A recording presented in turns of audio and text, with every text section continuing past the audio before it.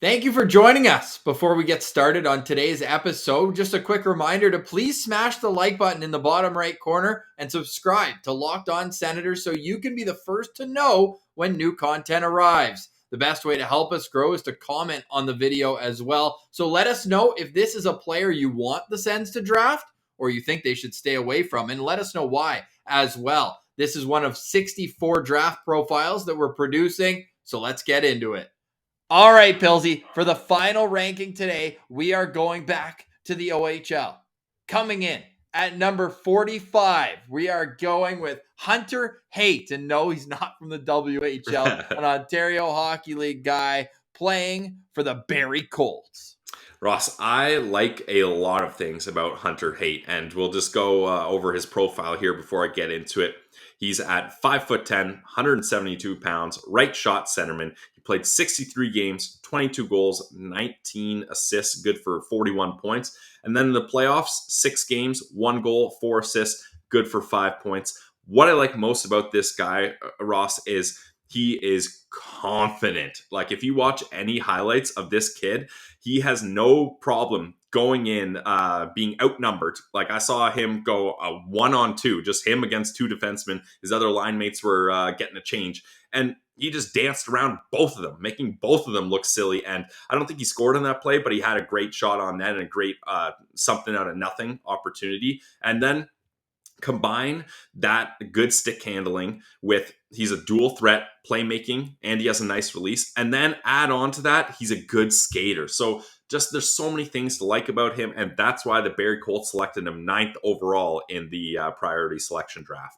Again, the 2020 draft, because the OHL did not play last year, so he's in that same boat with the Ludwitskis of the world and a couple other guys that we've done throughout our coverage where they had all this potential, all this momentum coming out of minor hockey, but aren't able to continue it right away. Like, his last year playing minor hockey had 32 goals in 33 games, 58 points, and then finished it off with 26 points in 16 playoff games for Elgin Middlesex. But then he carried it what he could, like 22 goals. I don't think that's anything to put up your nose at. And he was, not among the leaders of rookie scoring like the last guy we did, but also still a guy who's contributing, playing a top 6 role as in his first year, and has the tools, which is why Elite Prospects has him at 34 on their rankings. Craig Button at 38, and then Bob McKenzie down at 60.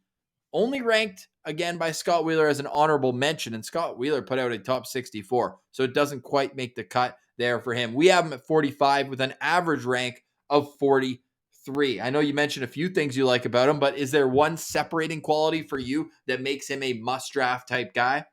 For Hunter Haight, I would say his separating quality is the confidence, because a lot of these guys, you're just getting into the OHL. It's your rookie season. You're not quite sure you can pull off these things. You don't want to get caught looking silly trying to pull off a move and it's a turnover the other way and it goes against you. That's going to sit you on the bench for a couple shifts. So, but he's not worried about that because he knows his ability. And I think Hunter Haight, there's a couple highlights I saw. He is the exact type of guy you want to have the puck on his stick for a 2-on-1, because the goalie and the opposition defender, they can't cheat shot or pass. If they cheat one, he's just as good at the other. Like, if the defender says, okay, I'm going to take the shot away here, no problem. I'll get around you and make a quick pass for a one-timer backdoor to my teammate. If they cheat pass, sweet. Thanks for giving me the space. I'll go top cheese on your goalie. How about that? So Hunter Haight, I just think that there's so much to like about him. And Dylan Galloway from FC Hockey said he's a two-way pivot, so he's good defensively as well, that can contribute in all 3 zones, and he applauded his ability to make great passes, kind of just what I talked about there. And now for some knocks on him. Classic. The knock on him is he needs to bulk up. Like, he gets loose pucks. He loses those battles sometimes. It's easy to strip the puck off him if you're a bigger guy. So I think that's where, just with time, you're gonna see him improve there.